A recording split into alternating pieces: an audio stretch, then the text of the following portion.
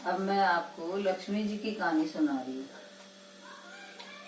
लक्ष्मी जी की कहानी। एक साहूकार की बेटी थी। वह रोज पीपल सींचने जाती। पीपल पर लक्ष्मी जी का वास था।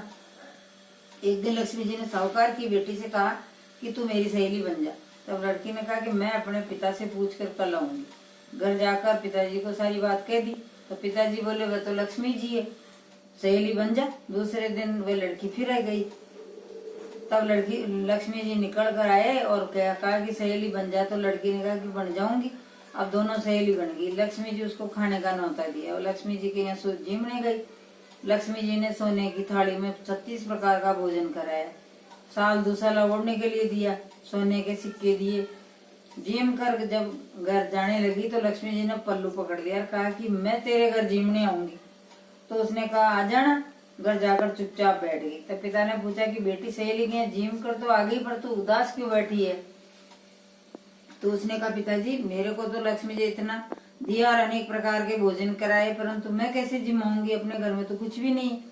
फिर पिता ने कहा कि जिमा देंगे, अपने घर में जो कुछ भी है वो जिमा देंगे। तू गोबर मिट्टी का तो चौका लगा, सफाई कर ले, 4 मुख वाला दिया जलाकर लक्ष्मी जी का नाम लेकर रसोई में बैठ जाना।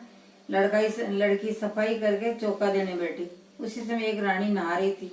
उसका 9 लखा हार चील उठाकर लाई ले जा रही थी। इतने में उसे मरा हुआ सर्प दिखा तो वह सर्प के पीछे गई और हार वहीं डाल गई।